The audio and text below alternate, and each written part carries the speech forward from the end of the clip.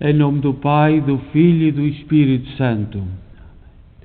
A graça de nosso Senhor Jesus Cristo, o amor do Pai e a comunhão do Espírito Santo estejam sempre convosco. Bendito seja Deus que nos reuniu no amor de Cristo.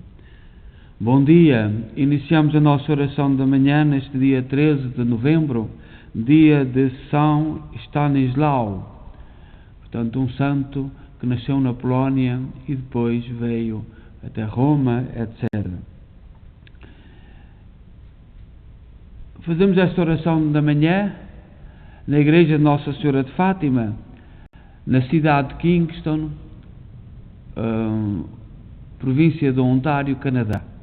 E somos uma igreja criada com amor, com a dedicação, com o sacrifício, com a generosidade e com a fé, testemunho da fé dos imigrantes católicos de língua portuguesa, que apesar de todas as dificuldades que a imigração comporta, nunca puseram de parte a sua fé.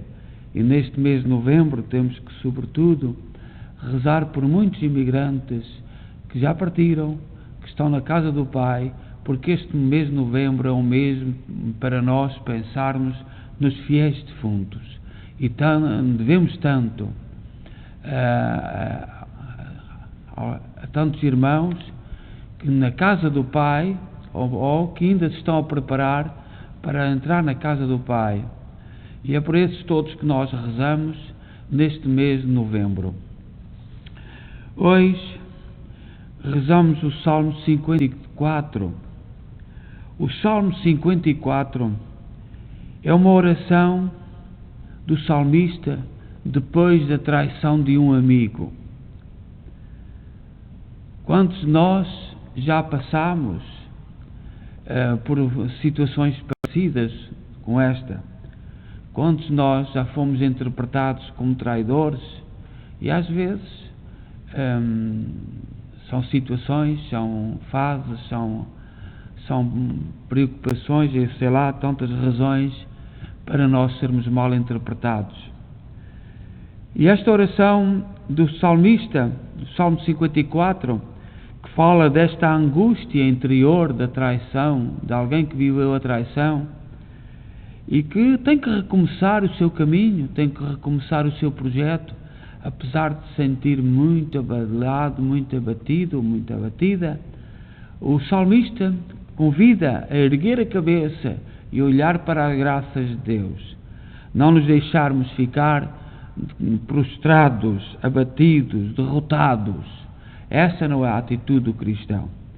Então o salmista, neste Salmo 54, e nesta oração, depois da traição de um amigo, usando São Marcos, no seu Evangelho de capítulo 14, versículo 33, diz a respeito deste salmo o seguinte: Jesus começou a sentir medo e angústia. Depois da traição de todos, Jesus começou a sentir medo e angústia. Mas no Calvário, na cruz, disse: Senhor, se é possível, afasta de mim este cálice. Se não é possível, seja feita a tua vontade.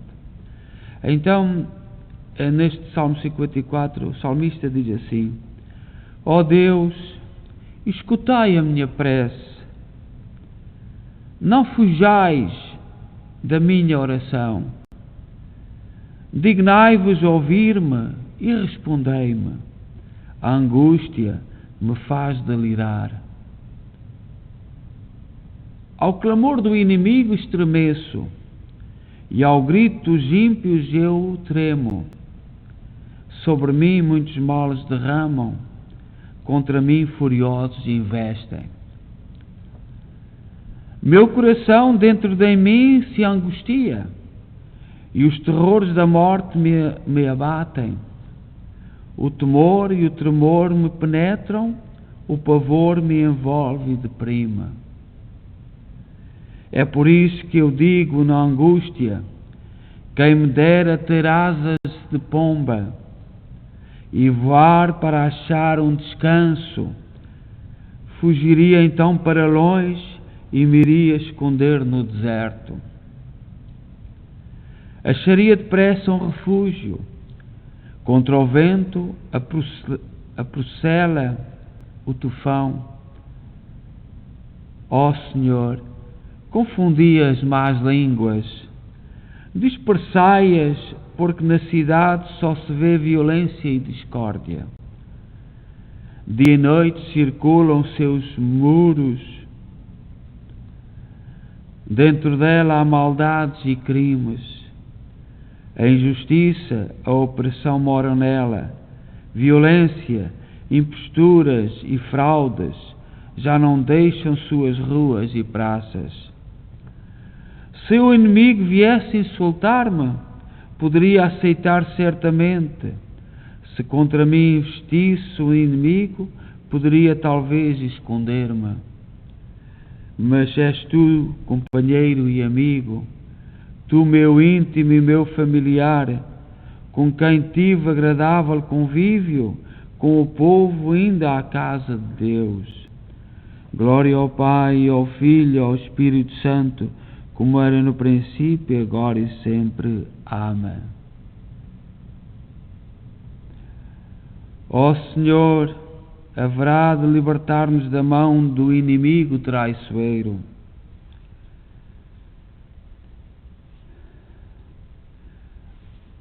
A leitura breve é tirada da Epístola aos Gálatas, capítulo 2, versículos 19 e 20. Irmãos, com Cristo eu fui pregado na cruz. Eu vivo, mas não eu, é Cristo que vive em mim. Esta minha vida presente na carne, eu a vivo na fé, crendo no Filho de Deus, que me amou e por mim se entregou.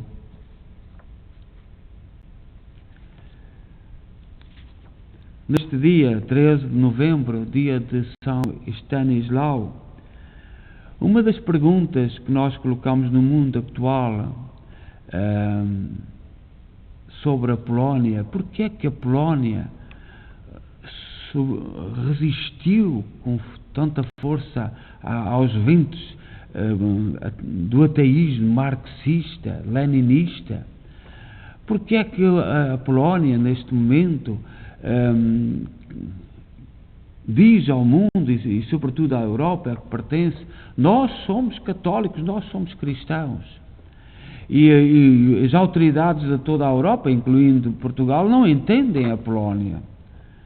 E a Polónia mantém uma fidelidade à doutrina, mantém uma fidelidade ao projeto de Jesus Cristo. E os nossos políticos ocidentais, todos ofuscados com o ateísmo, julgando-se modernos, atuais, perdendo um pouco a consciência de que vão passar, que são homens e que vão passar, e querendo ditar regras do ateísmo, nós temos que perguntar como católicos porque é que a Polónia continua tão fiel.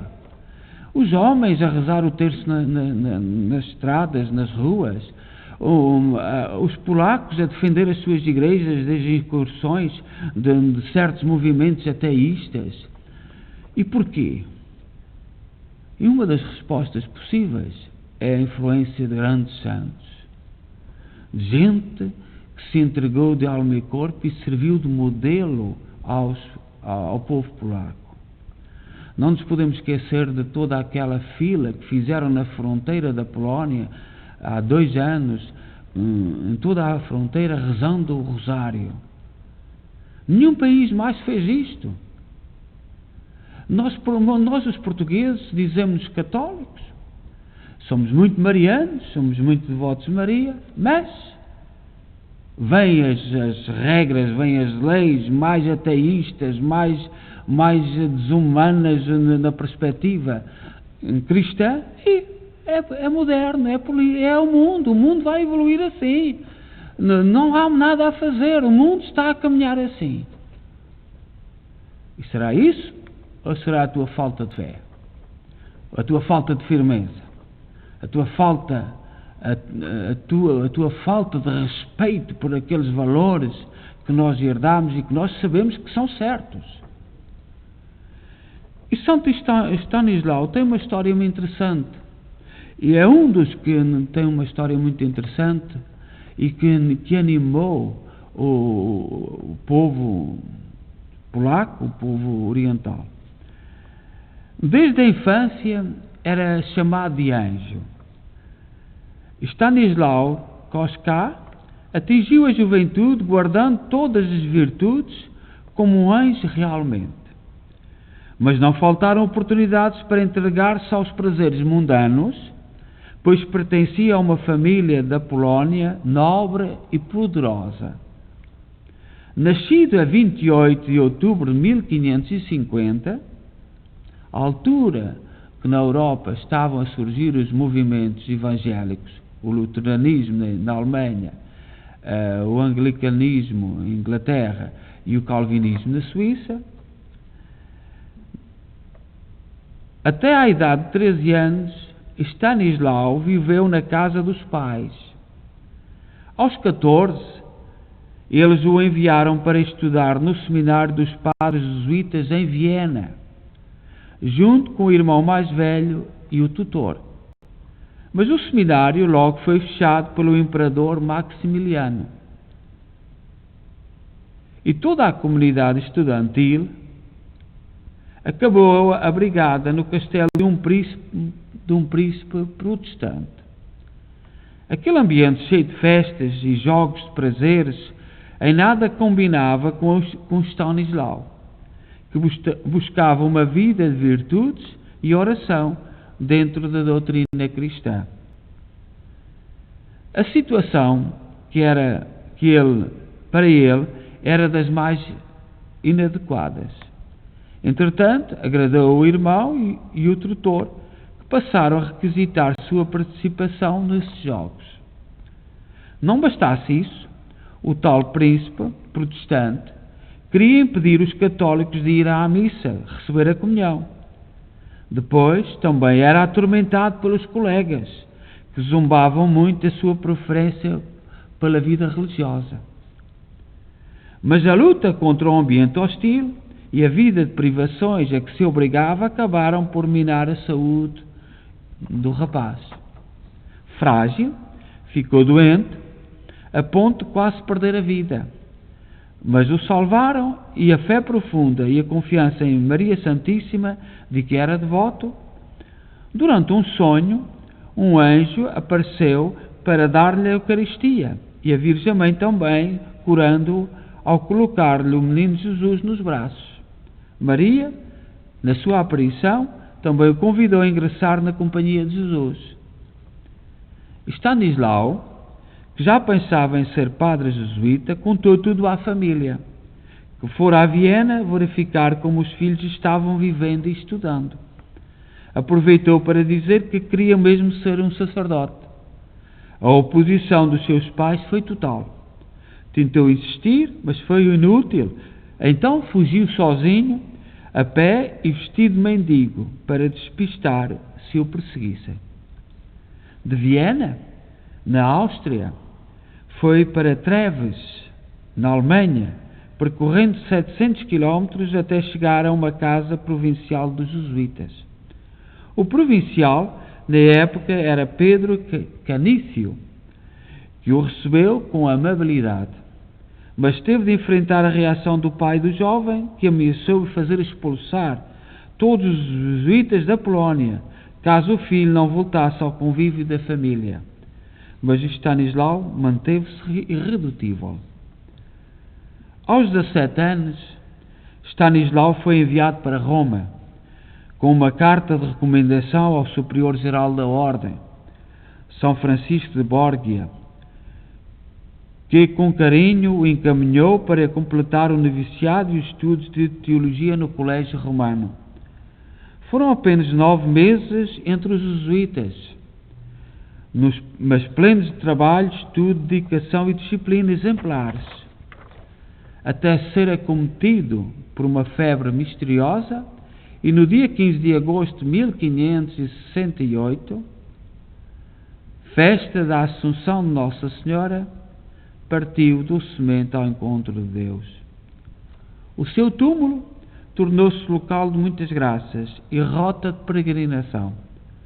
O Papa Bento XIII canonizou em 13 de novembro de 1726 e designou esta data para celebrar a festa em memória do padroeiro dos noviços.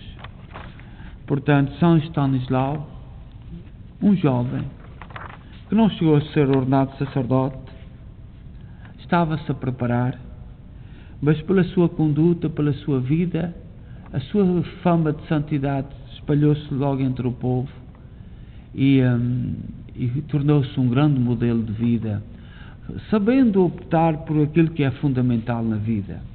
Nós muitas vezes andamos ocupados com fúteis, com coisas fúteis, enganados, julgando que estamos no caminho da modernidade, que estamos no caminho da realização, no caminho do progresso, no caminho da liberdade. Grandes chavões de pensamento que às vezes nada tem de real e só nos conduzem à destruição da nossa personalidade, da nossa pessoa, do nosso ser, porque nos fazem perder o rumo da felicidade eterna. Coloquemos diante de Deus as nossas preces nesta manhã e digamos: confirmai, Senhor, o que em nós realizaste. Confirmai, Senhor, o que em nós realizaste. Deus de misericórdia, dirigi os nossos passos nos caminhos da santidade, para pensarmos somente o que é verdadeiro, justo e digno de ser amado. Confirmai, Senhor, o que em nós realizastes. Por amor do vosso nome, não nos abandoneis para sempre, mas lembrai-vos, Senhor, da vossa aliança. Confirmai, Senhor, o que em nós realizastes. De coração contrito e humilde, sejamos acolhidos por vós, pois não serão confundidos aqueles que em vós esperam. Confirmai, Senhor, o que em nós realizastes. Vós que em Cristo nos chamaste para uma missão profética, dai-nos a graça de proclamarmos sem temor as maravilhas do vosso poder. Confirmai, Senhor, o que em nós realizastes. Pai nosso, que estais nos céus, santificado seja o vosso nome. Venha a nós o vosso reino, seja feita a vossa vontade, assim na terra como no céu. O pão nosso de cada dia nos dai hoje. Perdoai-nos as nossas ofensas, assim como nós perdoamos a quem nos tem ofendido, e não nos deixeis cair em tentação, mas livrai-nos do mal. Ave Maria, cheia de graça, o Senhor é convosco. Bendita sois vós entre as mulheres, bendito é o fruto do vosso ventre, Jesus. Santa Maria, Mãe de Deus, rogai por nós, pecadores, agora e na hora da nossa morte. Amém. Glória ao Pai, ao Filho e ao Espírito Santo, como era no princípio, agora e sempre. Amém. Oremos. Derramai, Senhor, sobre o povo suplicante a abundância da vossa graça, para que, seguindo os vossos mandamentos, receba estímulo e ajuda na vida presente e felicidade sem fim na pátria futura. Por nosso Senhor Jesus Cristo, vosso Filho, na unidade do Espírito Santo. Amém. O Senhor esteja convosco. Ele está no meio de nós. Abençoe-nos Deus Todo-Poderoso, Pai, Filho e Espírito Santo. Amém. Então, a todos um santo dia, e que Santo Estanislau interceda por nós, e que nós que vivemos num mundo em que não entende, sobretudo nós no Ocidente que vivemos com regras, com princípios ateus, maçónicos, jacobinos, somos orientados por isso, e o nosso Ocidente, mesmo a União Europeia, não entende a Polónia pela sua fé. Coloquemos os olhos nestes santos tão humildes, tão simples, mas tão de Deus, tão entregues à verdade de Deus. A todos, bom dia.